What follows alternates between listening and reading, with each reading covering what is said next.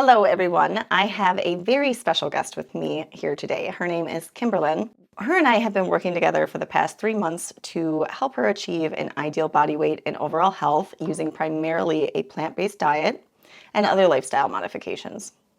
I have asked Kimberlyn to share her inspiring story with my viewers because I feel so many people can relate to her story.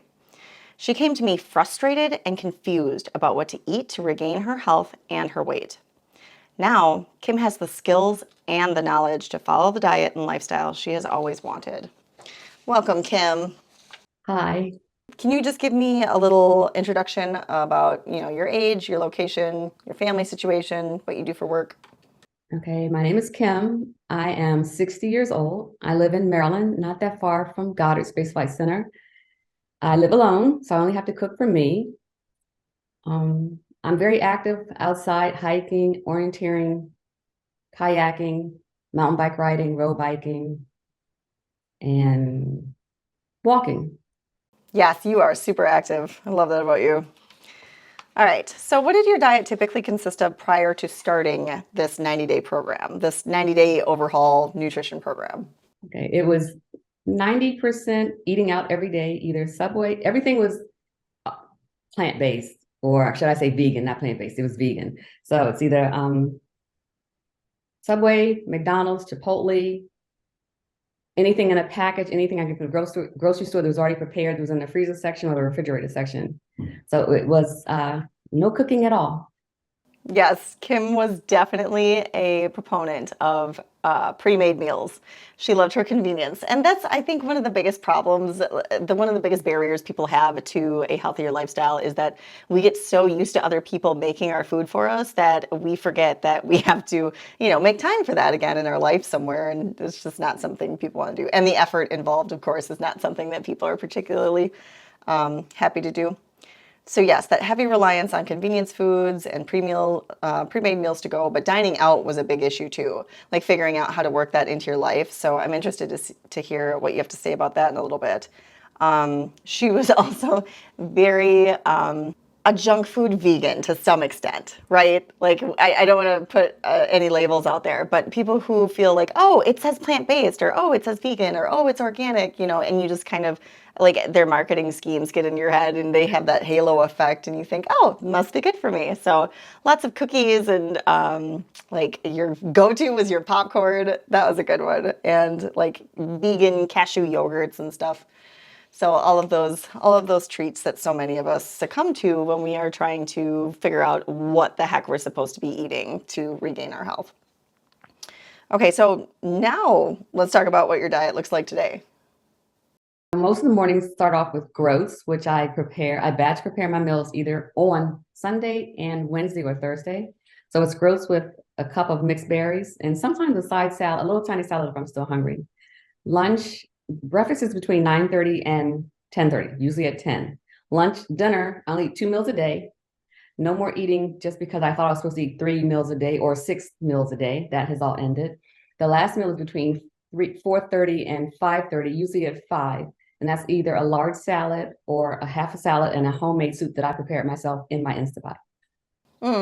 That sounds perfect. It sounds like you have like a steady plan week by week that you can just follow along and default to instead of where am I going to eat? Oh shoot, it's 12 o'clock. I'm hungry. What am I going to do? Do you enjoy these foods? Are you finding the meals satisfying? Are you hungry all the time? What's your situation? I really like the groats. I don't know why. I've mastered the groats. I like groats a lot. I actually put the groats on my salad sometimes. I enjoy eating the meals. I look forward to eating them. I still like the taste. So I switch up a little bit each day with my salad. Sometimes it has potatoes on it, sometimes rice, sometimes beets. I try to put at least 3 vegetables on it to keep me satisfied, or to keep my just to switch it up a little bit. Mm. Okay, so you don't constantly feel hungry all the time. You're not thinking about food all the time like you used to. No, I drink a lot of water. I'm actually on my fourth cup already today. So when I think I'm hungry, I just drink the water instead. And I also track it to make sure I'm getting enough. Isn't that incredible? We really miscommunicate those dehydration signals for hunger. I do the same thing. As soon as I reach for the fridge, I know to stop myself and take a sip of water first and then wait and see. 9 times out of 10, it's just thirst. All right, so how do your cravings for your processed vegan foods or even animal products compare to the initial weeks on the program? Popcorn. I used to eat popcorn every day, all day for 3 months. And then when you discovered how much I was actually eating, we had a nice conversation. And I have not had popcorn since. And it's been what, 2 months? I think I stopped in Oh, March, early March. And I don't crave it. It's not in my house. I don't have the air popper. It's gone. So I eat an apple or a tangerine or a pear if I think I'm hungry, but a lot of times I'm not. oh, I'm that's still learning. I'm still learning, but no popcorn. great. Okay. So, not that there's anything wrong with popcorn. It's perfectly healthful if you don't put a bunch of butter and salt on it, obviously. But the thing is, it's dry. It is a very dehydrated item. So, all of the water has been sucked out of that corn kernel. So, what you're doing is steadily increasing the surface area and the digestibility, hence the calorie density of that item. And it's so easy to overeat on popcorn. And Kim quickly found that she was one of those people that just cannot control her portion sizes when it came to popcorn. So it's not that she has to stay away from it forever. That's not what we're asking. It's just until she doesn't feel so vulnerable and she feels like she has more control and she can manage her consumption a little better. And that comes with time as, her insulin sensitivity improves and her hunger and satiety signaling improves. She just needs to continue doing what she's doing until she gets back to a homeostasis and an equilibrium with all of these different hormones and all of these different processes and her metabolism to finally have a clear, stable mind and make informed decisions. I love corn on the cob. There you go. Perfect. Okay. So, what was your primary motivation behind making the plant based transition? What kind of results were you hoping to achieve? To feel better about myself, lose weight. I did not know the difference between veganism and plant-based until a couple of years ago. And after being on YouTube, I was looking at everyone's stuff and I was getting confused. So that's when I found you and you kind of honed it in and made it very easy just to stay focused and just listen to one person and not 10 and try to put a plan together that worked. So, but plant-based, I like being plant-based. It's easier for me to go out and eat now. I don't say vegan anymore. I just say I just want plants. And that's it. Oh, that's great. All right. So ultimately, your goals for the 90-day program were that you wanted to eat less sugary and processed foods. You wanted to learn to eat for nutrition primarily, and then learn how to eat for taste. There's nothing wrong with following your taste buds unless you live in modern society. Then it is completely misconstrued with all of the hyperpalatable artificial junk out there. So you really have to lead with nutrition first, like high nutrient dense foods, then figure out where your taste buds lie in that spectrum instead of looking at the full gamut of what we have accessible to us right now. You also wanted a healthier plant-based lifestyle because you were very close to what we would consider, an optimal diet. You just needed a few tweaks. You also learned that you were eating out of boredom. So many people I work with have difficulties distinguishing between their feelings and hunger, and that is something that, with practice over time, gets better and better. And Kim is definitely a good proponent of that. You wanted to lower your cholesterol, stabilize your blood sugars, and improve your insulin sensitivity. You were borderlining the pre-diabetic status, but now that's all taken care of. But I'll let you talk about that in a minute. So you also wanted to get rid of any future episodes of diverticulitis and GERD, as well as a lot of people I work with have a family history with a lot of different chronic diseases. So that's typically their big red flag. Like, I need to do something now before it's too late, before I end up like my sister or my brother or my parent. It's a very strong motivator. And it's unfortunate that that's how things unfold, but it's the way our society is right now, unfortunately. But it's great that you did this in a preventative measure. Now you don't have to have those concerns anymore because that anxiety can really drive people crazy. The what if. So, the big question, what noticeable health changes have you experienced thus far? I did lose some weight. I have a little bit more to go. I have some more to go, but my skin cleared up. I feel I feel better about myself, and I feel more focused when I'm at work. I did just last week. A person I hadn't seen at work for like 2 months said she noticed I lost a lot of weight. I that kind of made me smile. And someone else said it yesterday. I'm like, okay, you say so. And my clothes are a little smaller, a little looser, I should say, not smaller. My clothes are looser. But basically, I just feel good. Yeah, I have some more details from our sessions. She lost a total of 13 pounds while we were working together, and that is fantastic because she had tried and tried and tried for months to get any kind of momentum, and now she's finally on the right track. She has improved her energy, obviously her positive outlook, and like she mentioned, her mental clarity and her productivity at work has significantly improved. She no longer wakes up with swollen feet.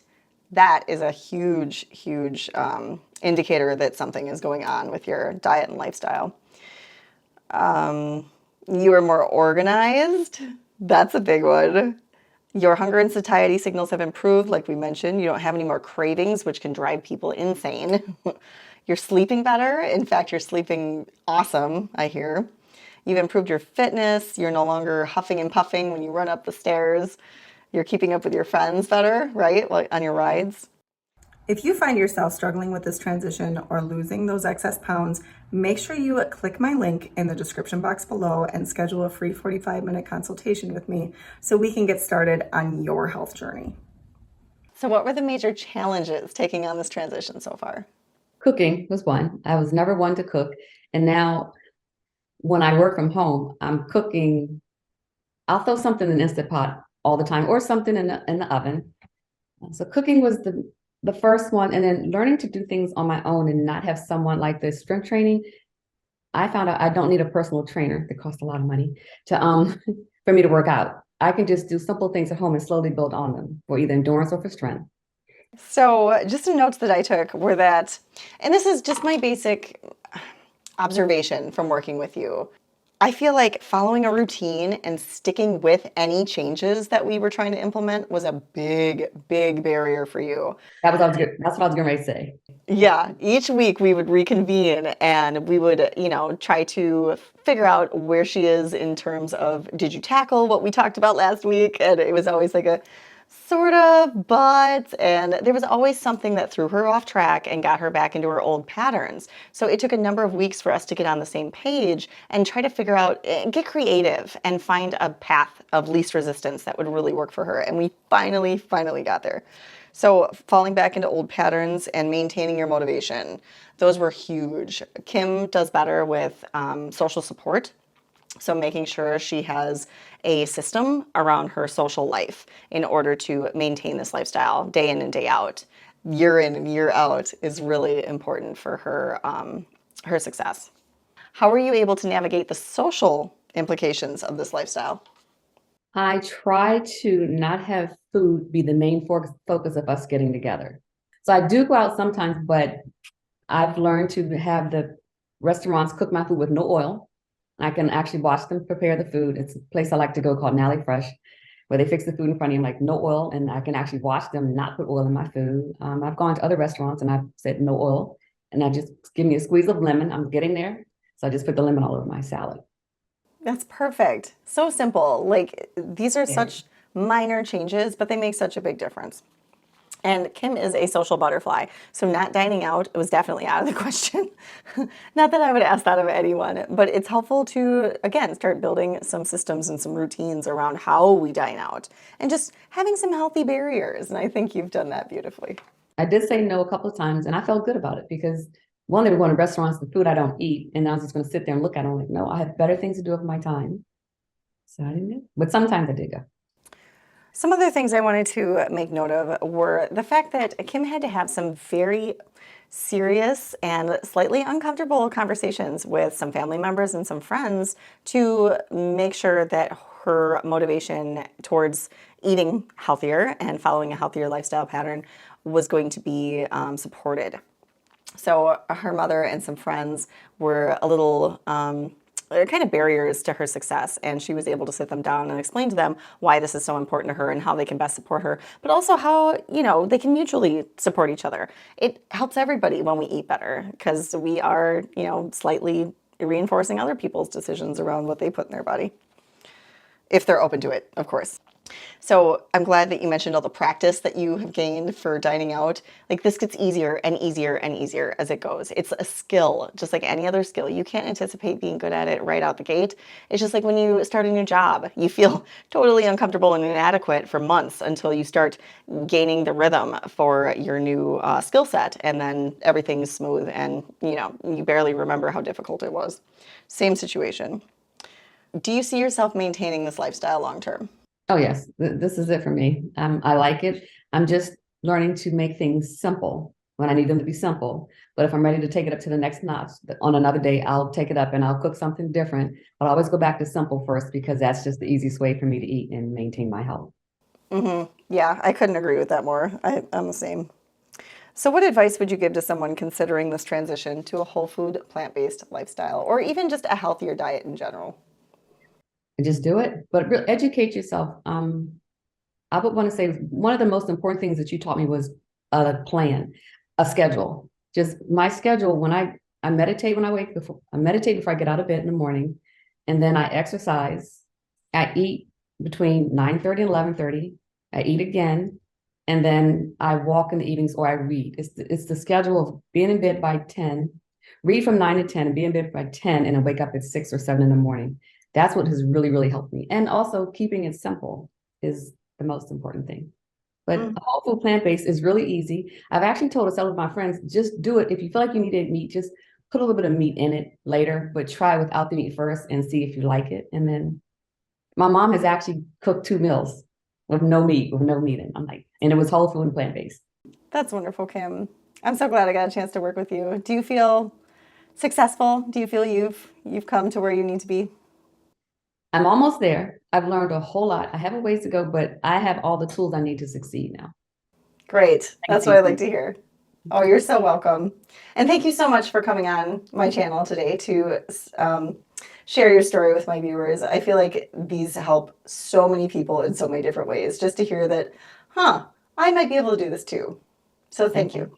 Thanks for having me.